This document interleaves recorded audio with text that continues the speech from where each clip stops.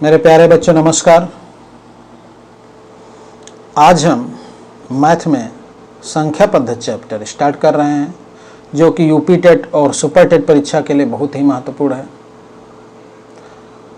अन्य राज्यों की शिक्षक पात्रता परीक्षा के लिए भी महत्वपूर्ण है और अन्य वनडे एग्ज़ाम में भी इससे सवाल पूछे जाते हैं, लेकिन यूपी टेट सुपर टेट में इससे बहुत ज़्यादा सवाल पूछे जाते हैं और इस सबसे महत्वपूर्ण चैप्टर है, इसलिए इसको बड़े ध्यान से देखेंगे, सीखेंगे। और मेरे साथ जब आप मैथ सीखेंगे तो मेरी बातों को समझने का प्रयास करना। आप अगर ईमानदारी से मेरे साथ मैथ्स की क्लास कर लेंगे तो आपको इधर उधर भटकना नहीं पड़ेगा, आपको संपूर्ण ज्ञान इसमें हो जाएगा। तो आप बातों को समझने का प्रयास करें। संख्या पद्धति चैप्टर आज स्टार्ट कर रहे हैं। संख्या पद्धति में आज हम स्टार्ट करेंगे संख्याओं का वर्गीकरण। संख्याओं के वर्गीकरण से बहुत सारे सवाल पूछे जाते हैं। इसमें आपके सामने तथ्य दिए होते हैं, आपके सामने फैक्ट कथन दिए होते हैं, उनमें से बताया जाता है इसमें से कौन सा कथन सत्य है और कौन सा असत्य है। जैसे प्रत्येक प्राकृत संख्या पूर्ण संख्या है, या प्रत्येक पूर्ण संख्या प्राकृत संख्या है, या ऐसे बहुत सारे इसमें सत्य असत्य बताने होते हैं। तो ऐसे क्वेश्चन पूछे जाते हैं और विभिन्न रूपों में क्वेश्चन पूछे जाते हैं। तो उन सब बातों को हम समझने का प्रयास करेंगे। संख्या पद्धति में संख्याओं के वर्गीकरण के अंतर्गत आप देखें तो संख्याएं, जो टोटल संख्याएं हैं, उनको दो हिस्सों में बांटा जा सकता है, वास्तविक संख्याएं और काल्पनिक संख्याएं। मतलब संख्याओं का एक पूरा संसार है, संख्याओं का एक पूरा संसार है, और वह संसार में संख्याएं जो टोटल संख्याएं हैं तो उसको दो भागों में बांटा गया है, वास्तविक संख्याएं और काल्पनिक संख्याएं। अब काल्पनिक संख्याएं तो आपके ज़्यादा यूज में नहीं है, बहुत ज़्यादा महत्वपूर्ण भी नहीं है आपके एग्जाम में भी। वास्तविक संख्याओं को हम आगे सीखेंगे। तो वास्तविक संख्याएं आगे चलकर दो हिस्सों में बटी हैं। एक हिस्सा होगा परिमेय, दूसरा होगा अपरिमेय। लेकिन हम इधर बढ़ने के जस्ट पहले हम इनके बारे में, काल्पनिक संख्याओं के बारे में जो आवश्यक है वो सीख लेते हैं। बाई चांस कभी आ जाए तो एकदम जब आसान चीज़ है तो सीख ही लिया जाए। तो भाई काल्पनिक संख्याएं होती कौन है, इसकी पहचान आपको आनी चाहिए। तो इसकी पहचान बहुत आसान है। अगर किसी संख्या में अंडर रूट के अंदर माइनस लगा है तो वह संख्या काल्पनिक संख्या कहलाती है। जैसे मैं लिखूं -√16, तो यह संख्या काल्पनिक संख्या है। इसमें 16 का तो वर्गमूल 4 निकल आएगा अंडर रूट से, लेकिन माइनस का वर्गमूल संभव नहीं है। माइनस को आप -1 भी लिख सकते हो, तो -1 का वर्गमूल संभव नहीं है। अब इंटर में जो बच्चे मैथ पढ़े हैं उनको बताया गया है कि -1 बराबर i² रख दिया जाए, तो इसमें हो जाएगा 16i², और आपका ये हो जाएगा 16 का 4 i² का i। तो इस प्रकार से -16 का अगर अंडर रूट वर्गमूल निकालेंगे तो 4i निकलता है। तो इस प्रकार से अगर किसी संख्या के अंडर रूट के अंदर माइनस है तो वो संख्या काल्पनिक होती है, अथवा किसी संख्या के साथ में i लिखा हो तो वह संख्या काल्पनिक होती है। i का मतलब है इमेजिनरी नंबर, काल्पनिक संख्या है। तो आपको इससे ज़्यादा ज़रूरत इसकी नहीं है। बस इतना कोई पूछ सकता है कि काल्पनिक संख्या इनमें से कौन है किसी एग्जाम में, तो अगर अंडर रूट के अंदर माइनस लगा तो आप कहिए ये काल्पनिक संख्या है, या आई उसके साथ में तो कहिए ये काल्पनिक संख्या है। अच्छा, इसको दूसरे शब्दों में और भी समझ ले। अगर किसी संख्या का वर्ग करने पर माइनस आता है तो वह संख्या काल्पनिक होगी। जैसे मैं कहूँ -√16 का वर्ग बताइए, तो आप इसका वर्ग करेंगे तो अंडर रूट बेशक हट जाएगा, लेकिन अंदर से तो -16 निकलेगा। तो अगर किसी संख्या का वर्ग माइनस में आता है तो वह संख्या काल्पनिक होगी। तो आप समझ गए, आई हो उस समय उसे काल्पनिक कहेंगे, अंदर अंडर रूट के अंदर माइनस हो तो उसे काल्पनिक संख्या कहेंगे। इससे ज़्यादा नहीं इसमें पूछा जाएगा। तो काल्पनिक संख्या की बात खत्म। अब आते हैं वास्तविक संख्या की तरफ। अब वास्तविक संख्या के दो हिस्से हैं। इसमें से जो भी वास्तविक संख्याएं टोटल हैं उनमें से आपकी एक हिस्सा है आपकी ये परिमेय संख्या होंगी, दूसरे अपरिमेय संख्या होंगी। अब जो परिमेय संख्या होंगी उनको a बटे b के रूप में लिखा जा सकेगा। a और b जहां क्या है, a और b क्या है, a और b ये पूर्णांक है। जैसे 2 बटे कितना लिखा 5, तो ये क्या है, a भी पूर्णांक है, b भी पूर्णांक है। तो इसको हम एक अगले वीडियो में बनाएंगे जिसमें आपको अपरिमेय और परिमेय संख्या ही अच्छे से बताएंगे, तो उसमें विधिवत समझाएंगे।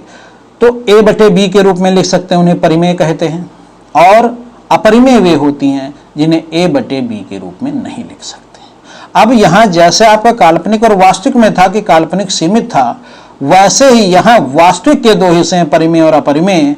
इसमें अपरिमेय को थोड़ा सीमित करके पढ़ना है और फिर परिमेय के आगे हिस्से चलेंगे। लेकिन आपकी जो अपरिमेय संख्या, इनसे क्वेश्चन आपके एग्जाम में खूब पूछे जाते हैं। देखिए, तो अपरिमेय भी हम यहाँ सीख लेते हैं। अपरिमेय संख्या क्या होती है, जिन्हें हम a बटे b के रूप में, मतलब ऊपर पूर्णांक नीचे पूर्णांक के रूप में नहीं लिख सकते हैं, वो अपरिमेय संख्या कहलाती है। a बटे b का तात्पर्य अनुपात, अनुपात के रूप में नहीं लिख सकते, हम इनको अनुपात के रूप में नहीं लिख सकते हैं। अब अच्छा, एक दूसरी भी चीज है, यह अशांत अनावर्ती होती है। अशांत अनावर्ती क्या होती है, मैंने बताया आपको, परिमेय परिमेय का एक अलग वीडियो होगा, उसमें विधिवत समझाएंगे। अशांत अनावर्ती का मतलब है अगर किसी संख्या को हम ऐसे दिखाएं, ऐसे दिखाएं, मतलब इसमें अशांत है और आवृत्ति हो नहीं रही है, तो ऐसी संख्या को अशांत अनावर्ती कहते हैं। तो अपरिमेय संख्या, ये वाली अशांत अनावर्ती संख्याएं भी अपरिमेय संख्याएं होती हैं।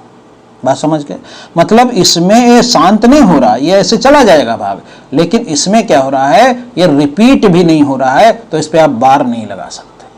तो इसलिए इसको कहते हैं अशांत अनावर्ती। तो अशांत अनावर्ती संख्याएं भी अपरिमेय संख्याएं होती हैं। अब इन अशांत या अनबसानी भी कहते हैं, एनसीईआरटी की बुक में देखिएगा, अनबसानी भी कहते हैं इन्हें, अनबसानी, अनावर्ती। अनावर्ती का मतलब आवृत्ति नहीं होती, इनमें बार नहीं लगा सकते। तो ये आपकी अपरिमेय संख्या। अपरिमेय संख्याओं के बारे में सबसे पहले पाइथागोरस के अनुयायियों ने इनके बारे में जानकारी प्राप्त की और बताया। अब ये एग्जाम के दृष्टिकोण से ये महत्वपूर्ण है। देखिए बात को, एग्जाम में सबसे ज्यादा आता है ये अपरिमेय संख्या, समझ रहे हैं ना। अपरिमेय संख्या है पाई, ई भी अपरिमेय संख्या है, √2 भी अपरिमेय संख्या, √3 भी अपरिमेय संख्या, √5, √7, तो ये सब अपरिमेय संख्या है। तो ये तो बहुत एग्जाम में पूछा जाता है कि अपरिमेय संख्या है पाई। ई ये घातांकी, चर घातांकी में होता है, इसे यूलर संख्या कहते हैं। ए भी एक परिमेय संख्या है। अच्छा, एक बात ध्यान रखिएगा, इसका मान 22/7 होता है, तो 22/7 बेशक परिमेय है, लेकिन अगर एग्जाम में पूछे कि ये बताइए परिमेय है कि अपरिमेय है पाई, तो पाई अपरिमेय है। इसी प्रकार से यूलर जो संख्या है, ई जो है, ये भी अपरिमेय है। और आप समझिए जो √2, √3, √5, √7 ऐसी संख्याएं, ये भी अपरिमेय हैं। अच्छा, ये क्यों अपरिमेय है? इनका चूंकि वर्गमूल पूरा पूरा नहीं निकलता, मतलब वर्गमूल नहीं निकल पाता है, उसमें आगे तक चलता रहता। तो ऐसी संख्या जिनका वर्गमूल नहीं निकल पाता है, वह क्या कहलाती हैं? वो अपरिमेय संख्या कहलाती है।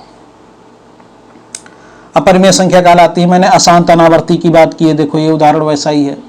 अब एक बात और समझ लो, अगर आप जानते हो, खूब जानते हो, √2 तो अपरिमेय है, लेकिन इसके साथ में अगर ये जुड़ा है 5, तो ये भी अपरिमेय संख्या कहलाएगी। ये भी अपरिमेय संख्या कहलाएगी। ये भी अपरिमेय संख्या कहलाएगी।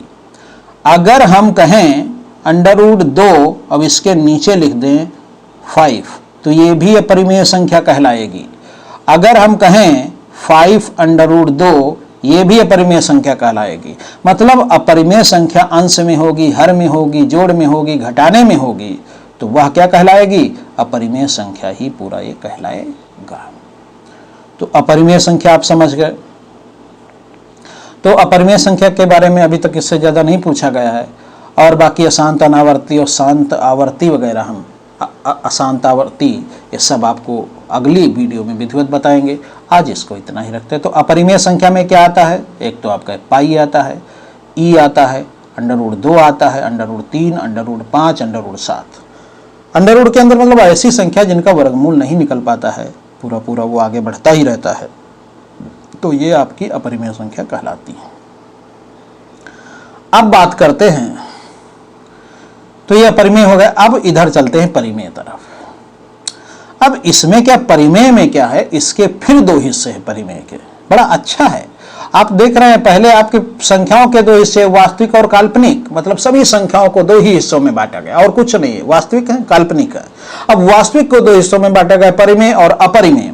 अब इसको जो परिमेय है इसको बांटा गया पूर्णांक और अपूर्णांक में, पूर्णांक और अपूर्णांक में। अब ये पूर्णांक क्या है, जैसा कि नाम से स्पष्ट है, पूर्णांक अर्थात पूरा पूरा अंक, मतलब 1 2 3 4 5, जीरो भी शामिल, -1 -2 ये भी शामिल, ये सब। तो इस प्रकार से अब अगर इसके बीच में 1 और 2 के बीच में मान लीजिए 1.5 है, तो ये पूर्णांक नहीं है, अपूर्णांक है। तो जो अंक पूरा पूरा है वो पूर्णांक है और जो अंक पूरा पूरा नहीं है वो अपूर्णांक है। तो हम यहाँ पहले अपूर्णांक के बारे में थोड़ा सीख लेते हैं। अपूर्णांक क्या है, बात समझिए। 1 और 2 दो पूर्णांक, इनके बीच में मान लीजिए 1.5, ये तो अपूर्णांक है। तो अपूर्णांक यहाँ दशमलव संख्या भी इसको कहते हैं। अब आप खूब छोटी संख्याओं में सीखे हैं कि अगर इसमें का हम दशमलव हटाएं तो ये ऐसे ही तो आता है, तो ये तो 3/2 कहलाएगा। तो ये क्या है, ये एक भिन्न संख्या है, तो अपूर्णांक को भिन्न भी कहते हैं। तो अपूर्णांक को भिन्न भी कहते हैं, दशमलव संख्या भी कहते हैं। अपूर्णांक का मतलब पूरा अंक नहीं, अर्थात अपूर्णांक भी कहते हैं। अब बात आती है कि अपूर्णांक के अंतर्गत देखें कैसी कैसी संख्या आएंगी। एक तो ऐसी संख्या जैसे 1.7 ले लीजिए, 8.6 ले लीजिए, ऐसी संख्या। दूसरे कौन संख्याएं, दूसरे आपकी वो संख्याएं जैसे लिखा है 2.343434, ऐसे ऐसे, इन्हें ही कहते हैं अशांत आवर्ती संख्याएं। मतलब अशांत तो है लेकिन आवृत्ति देखो हो रही है, तो इस प्रकार से इसको लिखते हैं 2.34 बार। ये अपूर्णांक अपूर्णांक है, भिन्न है। अब इसका अगर मान लिखने को होता है तो हम लिखते हैं 2 + 3 4/9, ऐसे तो लिखते हैं। अब इसका एलसीएम लेके अगर हम करेंगे तो आपके अंश और हर में तो आ जाएगी। तो ये भी अपूर्णांक है, ये भी भिन्न है, ये भी दशमलव वाली संख्या है, तो ये भी आपकी अपूर्णांक है, लेकिन इसी परिमेय के अंतर्गत है। और भी हम इस बार के बारे में आपको अगली क्लास में बताएंगे, तो आप तब तक के लिए आप इतना ही समझ लीजिए। तो आपकी अपूर्णांक संख्या कौन है, जो पूरी पूरी संख्या नहीं है वो संख्या अपूर्णांक है। अब जो पूरी पूरी संख्या है वो संख्या पूर्णांक है। अब पूर्णांक के देखिए कितने हिस्से होते हैं। इसमें एक धन पूर्णांक है, 0 है, ऋण पूर्णांक। मतलब पूर्णांक के अंतर्गत धन पूर्णांक आते हैं, 0 आते हैं और ऋण पूर्णांक आते हैं। धन पूर्णांक में क्या आता है, प्लस का 1 2 3 4 5 6, 0 भी है, अच्छा धन पूर्णांक तो ये हो गए, 0 भी पूर्णांक है और ऋण पूर्णांक -1 -2 -3 एंड डॉट। तो इन्हें कहेंगे हम धन पूर्णांक। अब एक बात समझें कि धन पूर्णांक को ही आप कहते हो प्राकृत संख्या। अभी हम इसको फिर से बताएंगे, प्राकृत संख्या, बात समझ रहे। अगर प्राकृत संख्या में या धन अर्थात धन पूर्णांक और प्राकृतिक संख्या एक ही बात है, चाहे प्राकृतिक संख्या का हो चाहे धन पूर्णांक हो, एक ही बात है। अगर हम 0 को इसमें शामिल कर दें, मतलब 1 2 3 4 5 धन पूर्णांक भी होते हैं अनंत तक, या प्राकृतिक संख्या भी कहते हैं। अगर इसमें 0 भी सम्मिलित कर लिया जाए तो कहलाता है पूर्ण संख्या, पूर्ण संख्या।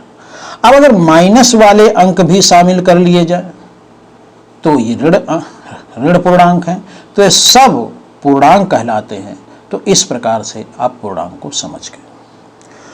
तो अभी तक आपने सीखा क्या, उस पे जरा हम गौर करते हैं।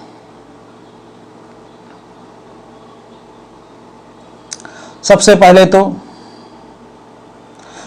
संख्याएं आपकी हैं संख्याएं दो प्रकार की होती हैं, काल्पनिक संख्याएं और वास्तविक संख्या।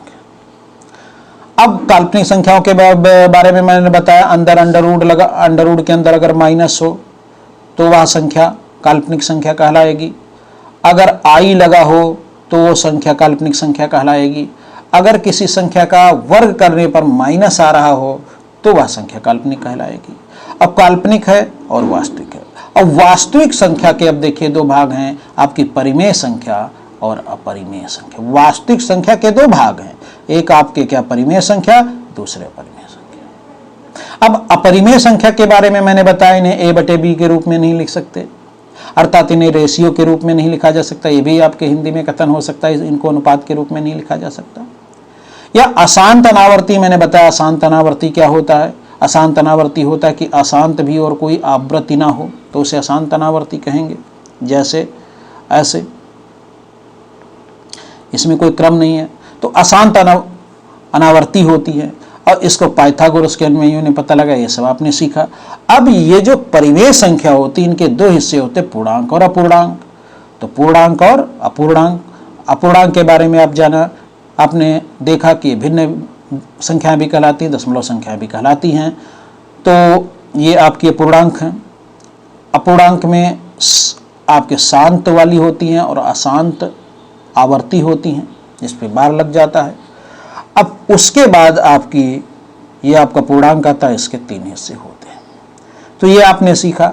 अब इसका महत्व क्या, क्वेश्चन कैसे पूछा जाता है। जैसे उसने पूछा कि प्रत्येक प्राकृत संख्या, प्रत्येक प्राकृत संख्या क्या परिमेय संख्या है। अब जिस बच्चे को समझना है उसको कभी नहीं भूलना है, क्योंकि प्राकृत संख्या किसके अंतर्गत है, पूर्णांक के। मतलब पूर्णांक में प्राकृत संख्या के अलावा और भी हैं, जीरो भी है, माइनस की संख्याएं भी हैं, वो पूर्णांक का एक हिस्सा है प्राकृत संख्या। और पूर्णांक चूंकि परिमेय से निकला है, चूंकि पूर्णांक परिमेय का एक हिस्सा है, तो इस प्रकार से अगर परिमेय का से ही निकला है पूर्णांक और पूर्णांक से ही निकला है प्राकृत संख्या, तो भैया प्रत्येक प्राकृत संख्या परिमेय संख्या होगी। इस प्रकार के सवाल पूछे जाते हैं। और इसी प्रकार से आपसे पूछ ले कि प्रत्येक पूर्णांक वास्तविक संख्या है, तो बिल्कुल वास्तविक संख्या क्यों है, क्योंकि प्रत्येक पूर्णांक निकला है परिमेय संख्या से और परिमेय संख्या निकली है वास्तविक संख्या से। तो जब प्रत्येक परिमेय संख्या वास्तविक संख्या है तो पूर्णांक भी वास्तविक संख्या है। तो ऐसे सवाल खूब पूछे जाते हैं, आप इनके लिए तैयार रखिए। लेकिन आप अभी थोड़ा समझ लीजिए प्राकृत संख्या, पूर्ण संख्या, ये सब। तो देखिए प्राकृत संख्या में आपको मैं ऐसे इसको आपको समझा दूंगा कि ये आपको कभी भूलेगा नहीं। प्राकृत संख्या जैसे कि नाम से ही स्पष्ट है, प्राकृत संख्या या प्राकृतिक संख्या, प्राकृतिक संख्या भी कहते हैं, प्राकृतिक संख्या या natural number. Natural number, nature से बना है नेचुरल, प्रकृति। अब सोचिए प्रकृति में जंगल, वन, पेड़ पौधे होते हैं, ये बड़ा अच्छा उदाहरण है। तो आप सोचिए कभी आधा पेड़ होता है? नहीं। जीरो पेड़ होता है कभी? नहीं। माइनस में पेड़ होते हैं कभी? नहीं। तो ये सब प्राकृतिक संख्या के अंतर्गत भी नहीं आएंगे। मतलब जीरो प्राकृतिक संख्या में नहीं आएगा, माइनस प्राकृतिक संख्या में नहीं आएगा, डेढ़ पेड़ नहीं होता है तो 1/1/2 या 1.5 प्राकृतिक संख्या में नहीं आएगा, 1.7 प्राकृतिक संख्या में नहीं आएगा, क्योंकि पेड़ होते हैं 1, 2, 3 ऐसे ही 4, 5, 6, 7, 8, 9, 10 अनंत तक। तो ऐसे ही आप स्पष्ट समझ लें कि प्राकृतिक संख्या में 1, 2, 3, 4, 5, 6, 7 ऐसे ही होगा, आपका जीरो नहीं होगा, माइनस वाली संख्याएं नहीं होंगी, भिन्न वाली आपकी दशमलव वाली संख्याएं नहीं होंगी। तो आज से कोई डाउट नहीं रहेगा प्राकृत संख्या में क्या आएगा, 1, 2, 3, 4, 5, 6, क्योंकि प्रकृति में आधा पेड़ नहीं होता, 2.5 पेड़ नहीं होता, माइनस में पेड़ नहीं होता, तो संख्याएं भी इसमें नहीं होंगी। अब सबसे छोटी प्राकृत संख्या की बात की जाए तो आप जानते हैं 1 सबसे छोटी है, तो 1 सबसे छोटी प्राकृत संख्या 1 है। ऐसे क्वेश्चन आपसे पूछे जाते हैं। सबसे बड़ी प्राकृतिक संख्या पूछे तो भैया सबसे बड़ी मतलब 1 जोड़ते जाओगे उससे बड़ी मिलती जाएगी, आप जितना भी पढ़ो उसके आगे एक जोड़ दो, उससे ज़्यादा मिल जाएगी। तो ये अनिर्धारित है, निश्चित नहीं किया जा सकता, या अपरिभाषित कह सकते हैं, ये है। अच्छा, इन प्राकृत संख्याओं को सबसे पहले इनके बारे में बताया था एक गणितज्ञ थे पायोनस। इन्होंने बताया था कि वे संख्याएं जो वस्तुओं को गिनने के काम आती हैं प्राकृत संख्या कहलाती हैं। अब बात करते हैं पूर्ण संख्या की। पूर्ण संख्या की। अच्छा, अब पूर्ण संख्या कौन होती हैं ये समझिए।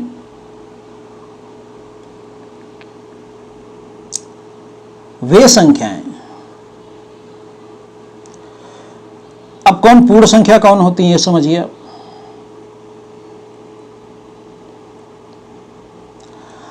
1, 2, 3, 4, 5, 6, ये आपने क्या देखा? ये आपने देखा है प्राकृतिक संख्या है या धन पूर्णांक। लेकिन आप गिनती तो बहुत आगे तक गिन सकते थे, लेकिन लिखना संभव नहीं था 9 के आगे, क्योंकि 10 कैसे लिखेंगे जब तक 0 नहीं होगा। तो अधूरापन था, पूर्णता नहीं थी, संपूर्णपन नहीं था। तो अगर उसमें 0 शामिल कर दिया गया, जब 0 शामिल कर लिया गया तो एक उसमें पूर्णता आ गई। तो इस प्रकार से आपका जो पूर्ण संख्या है उसमें 0 भी शामिल कर लिया जाता है प्राकृतिक संख्या में या धन पूर्णांक में, तो पूर्ण संख्या कहलाती है, होल नंबर कहलाता है। क्या कहलाता है? होल नंबर कहलाता है। तो ये भी आपको नहीं भूलेगा, क्योंकि आपको समझते हैं पूर्ण संख्या मतलब, पूर्ण संख्या का मतलब है 0 के बिना सब अधूरा था, 0 उसमें शामिल कर लिया तो पूर्ण संख्याएं बन गई। अब 0 और ये आपकी 1, 2, 3 इनको प्राकृत संख्या भी कहते हैं, 0 शामिल कर दो, मतलब जो आपका इनका समूह है पूर्ण संख्याओं का, उसमें 1, 2, 3 प्राकृत संख्या तो है ही है, धन पूर्णांक तो है ही है, साथ में 0 भी है। तो आपका क्वेश्चन बनता है कि प्रत्येक प्राकृत संख्या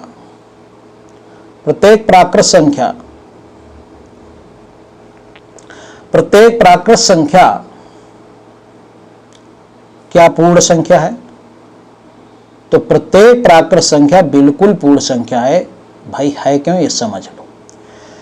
प्रत्येक प्राकृत संख्या 1, 2, 3 तो होती है, तो 1, 2, 3, 4, 5 और अनंत तक, तो ये तो पूर्ण संख्या वाले समूह में भी हैं, तो ये सही है। और ये बात कि प्रत्येक पूर्ण संख्या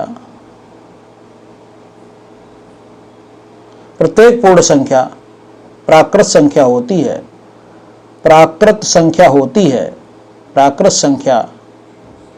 है, ये आपका गलत हो जाएगा। भाई क्यों हो जाएगा गलत? क्योंकि प्रत्येक पूर्ण संख्या, हाँ पूर्ण संख्या 1, 2, 3 ये सब प्राकृतिक संख्या हैं, लेकिन 0 एक ऐसी पूर्ण संख्या है जो प्राकृत संख्या नहीं है। तो प्रत्येक शब्द लगा, इसका मतलब तो कोई भी पूर्ण संख्या ले लें, लेकिन 0 पर यह नियम फेल हो जाएगा, इसलिए यह कथन सत्य नहीं है। मतलब प्रत्येक पूर्ण संख्या प्राकृत संख्या नहीं होती है 0 के कारण। बात समझ गए? अब पूर्ण संख्या की बात हो गई। तो अभी तक आपने क्या सीखा? अगर इसमें देखा जाए ना, पूर्णांक में देखा जाए, तो आपने क्या सीखा?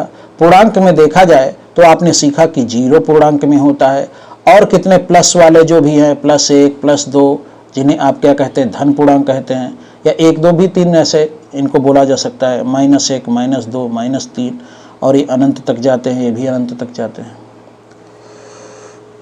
तो इनको आप धन पूर्णांक कहते हैं। धन पूर्णांक के साथ साथ इनका एक नाम आपने कहा कि प्राकृत संख्या भी है, या प्राकृतिक संख्या, या नेचुरल नंबर है। अगर 0 को शामिल कर लिया जाए तो होल नंबर कहलाता है, मतलब आपका ऐसे ना पूर्ण संख्या कहलाता है। और अगर माइनस वाले अंकों को भी शामिल कर लिया जाए, ऋणात्मक अंकों को, इनको ऋणात्मक पूर्णांक कहा जाता है, तो ये सब मिलके पूर्णांक होते हैं। तो आप पूर्णांक समझ गए। अब कोई पूछे प्रत्येक पूर्ण संख्या क्या पूर्णांक है? तो बिल्कुल है भाई। क्यों? क्योंकि पूर्णांक में तो माइनस वाले भी है, 0 भी है और प्लस वाले भी है, और पूर्ण संख्या में 0 है, प्लस वाले हैं, तो पूर्णांक का क्षेत्र कहीं ना कहीं ज्यादा है, और उसी के अंतर्गत पूर्ण संख्या। तो प्रत्येक पूर्ण संख्या पूर्णांक है। हाँ, लेकिन इसके उल्टा पूछा जाए कि प्रत्येक पूर्णांक प्राकृत संख्या है, तो नहीं है। क्यों नहीं है? क्योंकि ऐसे पूर्णांक जो माइनस वाले हैं वो पूर्ण संख्या में तो नहीं होंगे। तो इस बात को आपको समझना। चलिए आगे बढ़ते हैं।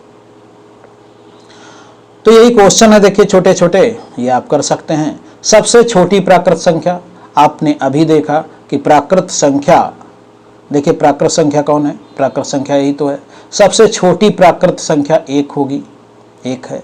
सबसे बड़ी प्राकृत संख्या, अब ये प्राकृतिक संख्याएं हैं तो इसमें सबसे बड़ी तो हम नहीं बता सकते क्योंकि ये तो आगे बढ़ता जाएगा, तो अपरिभाषित कहेंगे। सबसे छोटी पूर्ण संख्या, भाई पूर्ण संख्या 0 से शुरू होती हैं, तो सबसे छोटी पूर्ण संख्या 0 है। और सबसे बड़ी पूर्ण संख्या कहा जाए तो 1 2 3 4 आगे बढ़ता रहेगा, तो ये तो बड़ी संख्या नहीं बताई जा सकती, अपरिभाषित है या अनंत है या ज्ञात नहीं कर सकते, ऐसा लिखा जा सकता है ऑप्शन में, जो भी हो ऑप्शन। और इसने कहा सबसे छोटा धन पूर्णांक, भाई सबसे छोटा धन पूर्णांक भी 1 ही है क्योंकि धन पूर्णांक इन्हीं को तो कहते हैं, +1 +2 +3 यही तो धन पूर्णांक है। सबसे बड़ा धन पूर्णांक तो हम नहीं ज्ञात कर सकते क्योंकि तो अनंत की तरफ जाता है। अब इसी प्रकार से सबसे छोटा धन पूर्णांक हो गया, सबसे बड़ा हो गया, सबसे छोटा ऋण पूर्णांक। अब इसको समझ लीजिए, सबसे छोटा ऋण पूर्णांक। अब ऋण पूर्णांक में क्या होता है, जो संख्या जितनी, जो अंक जितना बड़ा होता है, अगर उसमें ऋण लगा है तो उतना ही छोटा हो जाता है। तो इसमें ये ऋण पूर्णांक सबसे बड़ा है और सबसे छोटा इधर को जाता है। तो जब इधर ये अनंत की ओर जा रहा है तो सबसे छोटा ऋण पूर्णांक बता पाना संभव नहीं है, और सबसे बड़ा ऋण पूर्णांक -1 है। सबसे बड़ा ऋण पूर्णांक है -1, सबसे बड़ा ऋण पूर्णांक है -1, और सबसे छोटा, चूंकि संख्या इधर को बढ़ती रहेगी, -8 -9 -10, तो ये छोटी होती चली जाएगी, तो संभव नहीं है बता पाना। अब अगला है सबसे छोटा पूर्णांक। अब इसको भी समझ लो, सबसे छोटा, क्योंकि पूर्णांक के अंतर्गत तो ये सब इधर से इधर तक आ जाता है। तो अब सबसे छोटे, बेशक छोटी संख्याएं इधर बढ़ती जाती हैं, इधर जितना बढ़ोगे छोटी इधर आप जितना भी आगे बढ़ोगे छोटी संख्या मिलती जाएंगी, इधर जितना भी आगे बढ़ोगे बड़ी संख्या मिलती जाएंगी। तो सबसे छोटा पूर्णांक इधर कहीं होगा, लेकिन वो अनंत की तरफ है, आप 1 घटाते जाओगे और छोटा मिलता जाएगा। और सबसे बड़ा पूर्णांक इधर कहीं होगा, लेकिन वो भी 1 जोड़ने से बड़ा होता जाएगा। तो न सबसे छोटा पूर्णांक संभव है और न सबसे बड़ा पूर्णांक संभव है। तो ये दोनों अपरिभाषित कह सकते हैं, या संभव नहीं कह सकते हैं, या अनंत जो भी कह सकते हैं, अनंत तो समय नहीं कह सकते हैं। अब अच्छा उसको देख लीजिए जो अभी मैंने शुरुआत में जिक्र किया था, और एक खूब क्वेश्चन पूछे जाते हैं, इसका जिक्र कर लेते हैं। प्रत्येक प्राकृत संख्या पूर्ण संख्या है। अब इसका थोड़ा बना लेते हैं जरा। संख्याएं आपकी हैं, संख्याएं आपकी 2 हिस्सों में बटेंगी, काल्पनिक संख्याएं और आपकी वास्तविक संख्याएं। वास्तविक संख्याएं 2 हिस्सों में बटेंगी, अपरिमेय, अपरिमेय और कौन, और आपकी परिमेय। और ये आपकी काहे में बटेंगी, परिमेय बटेंगी पूर्णांक में और अपूर्णांक में, अपूर्णांक में। और ये बटेगा धन पूर्णांक, ऋण पूर्णांक और 0। इन्हें ही प्राकृत संख्या भी कहते हैं, धन पूर्णांक और ऋण पूर्णांक को, ठीक।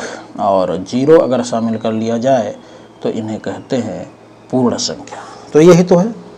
अब देखिए प्रत्येक प्राकृत संख्या पूर्ण संख्या है, बिल्कुल प्रत्येक, क्योंकि प्राकृत संख्या में 1 2 3 से शुरू होता है मामला, और पूर्ण संख्या में 0 एक्स्ट्रा है, तो प्रत्येक प्राकृत संख्या पूर्ण संख्या बिल्कुल सही है। अब कहा जाए प्रत्येक पूर्ण संख्या प्राकृत संख्या, इसमें सब सही कथन ये लिखे हैं, प्रत्येक पूर्ण संख्या प्राकृत संख्या नहीं होती, ये बात इनकी सही है। प्रत्येक पूर्ण संख्या, अब प्रत्येक पूर्ण संख्या का मतलब पूर्ण संख्या में से कोई भी ले ले, क्या वो प्राकृत संख्या होगी? नहीं होगी भाई। क्यों? क्योंकि 0 इसमें ऐसी संख्या है जो प्राकृत में नहीं पाई जाती है। तो प्रत्येक पूर्ण संख्या प्राकृत संख्या नहीं, किसके कारण से? 0 के कारण से। अब देखिए प्रत्येक प्राकृत संख्या पूर्णांक है, बिल्कुल, क्योंकि प्राकृत संख्या जो है ये पूर्णांक के ही अंतर्गत, तो प्राकृत संख्या में 1 2 3 4 या +1 +2 +3 आता है, तो यही ये पूर्णांक के ही अंतर्गत। पूर्णांक में तो 0 भी और माइनस भी है, तो प्रत्येक प्राकृत संख्या पूर्णांक में भी होगी, ये सही। इसमें सब सही है, आपको बताए गए हैं। प्रत्येक पूर्णांक प्राकृत संख्या नहीं है, प्रत्येक पूर्णांक प्राकृत संख्या नहीं है। अब ये समझिए, प्रत्येक पूर्णांक, ये पूर्णांक है, प्राकृत संख्या नहीं है।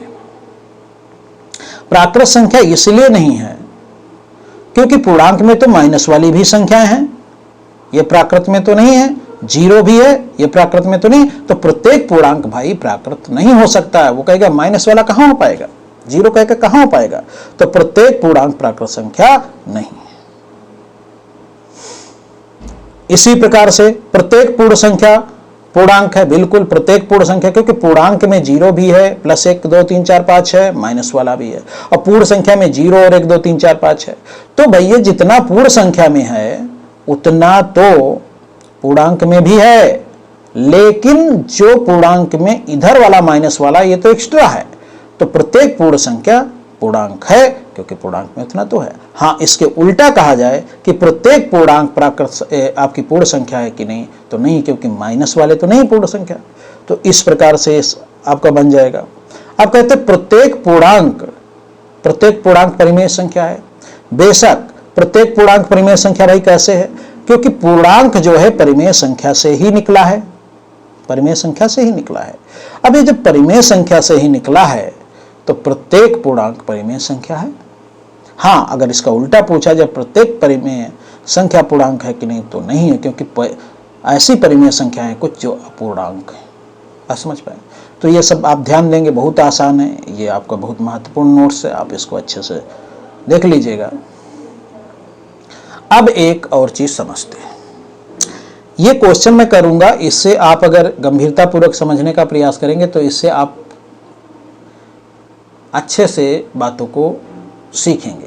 और इन सब क्वेश्चन से होगा क्या, आपकी समझ और मजबूत होगी। जैसे उसने कहा ए और बी कोई दो प्राकृतिक संख्या, प्राकृतिक संख्या आपके दिमाग में आना चाहिए। प्राकृतिक संख्या का मतलब क्या होता है? प्राकृतिक संख्या का मतलब होता है 1 2 3 4 5 से 1 2 3 4 5 और डॉट डॉट।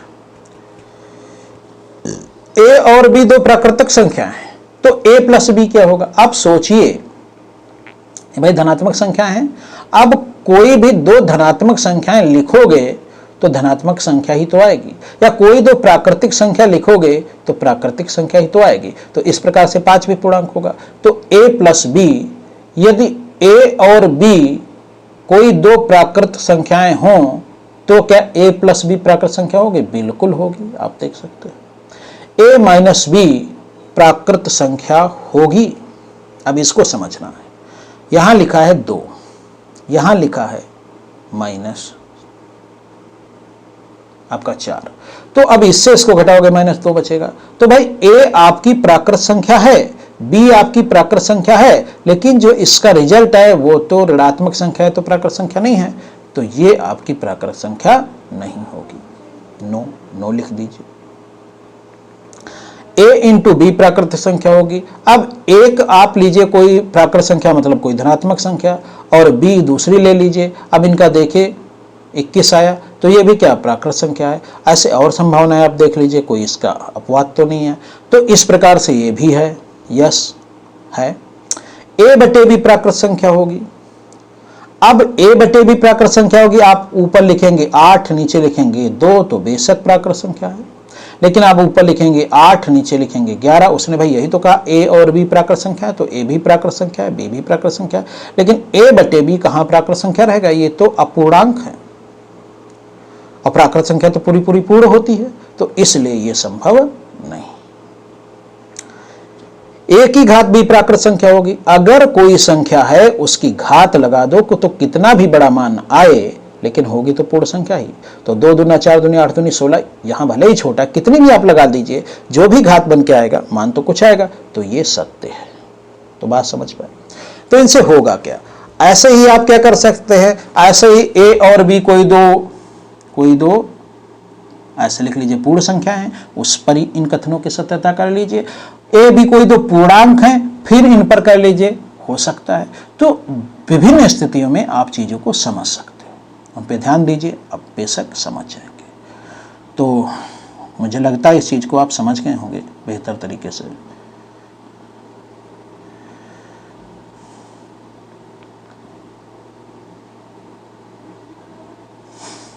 तो चलिए, इसको आप समझ गए होंगे। तो इस प्रकार से आज इसमें हम इतना ही बताते हैं। अगले दिन हम इस पे जो क्वेश्चन आते हैं वो हम सारे क्वेश्चन करवा देंगे। और आपका अपरिमेय और जो परिमेय संख्या हैं उनके बारे में हम आपको विधिवत बताएंगे और उसको गहराई से समझाने का प्रयास करेंगे। अपूर्णांक को और ज़्यादा गहराई से समझाने का प्रयास करेंगे। बार वाली संख्याओं को अच्छे से समझाने का प्रयास करेंगे। जब वो आप सब समझ जाएंगे और आप जब इन चीज़ों को एक साथ समझेंगे तो आपको ये सब चीज़ें स्पष्ट हो जाएंगी। एक भी सवाल आपका नहीं छूटेगा। आप इन बातों को सोचिए जो हमने बताया। इस क्वेश्चन की मैं बात कर रहा हूँ, इसमें प्राकृत संख्या की जगह आप पूर्ण संख्या लिख के सवाल ऐसे बना सकते हैं। फिर आप यहाँ पर पूर्णांक लिख के ऐसा सवाल बना सकते हैं। उनको करिए तो आप बेशक आपके अंदर मैथ की समझ विकसित होगी। और मेन है समझ। क्वेश्चन रटने से कोई आज तक कुछ नहीं कर पाया, ये आप समझिए। हाँ, क्वेश्चन रटने से वही आपके कुछ जैसे क्वेश्चन आते हैं, √2 क्या है, अपरिमेय संख्या है, पाई अपरिमेय संख्या है, ई अपरिमेय संख्या है, 2 + √3 अपरिमेय संख्या होगी। तो हाँ, ऐसा थोड़ा बहुत संभव है, लेकिन ज़्यादा संभव नहीं है। आप ईमानदारी से समझें, सब आसान है, आप सब कुछ समझ सकते हो। बस ज़रूरत है सिस्टमैटिक ढंग से आगे बढ़ने की। और मेरे वीडियो आप एक क्रमानुसार देखिए। आप ऐसा नहीं एक वीडियो ये देखें फिर उसके बीच का नहीं देखें फिर अगला देखें। आप एक दूसरे के बाद देखें, क्योंकि इन सब का एक दूसरे से जुड़ाव है। इसमें जैसे कुछ बातें मैंने समझाई तो अगले वीडियो में हो सकता है इन पे आधारित क्वेश्चन उसमें कराएं। तो इस बात का ध्यान रखिए।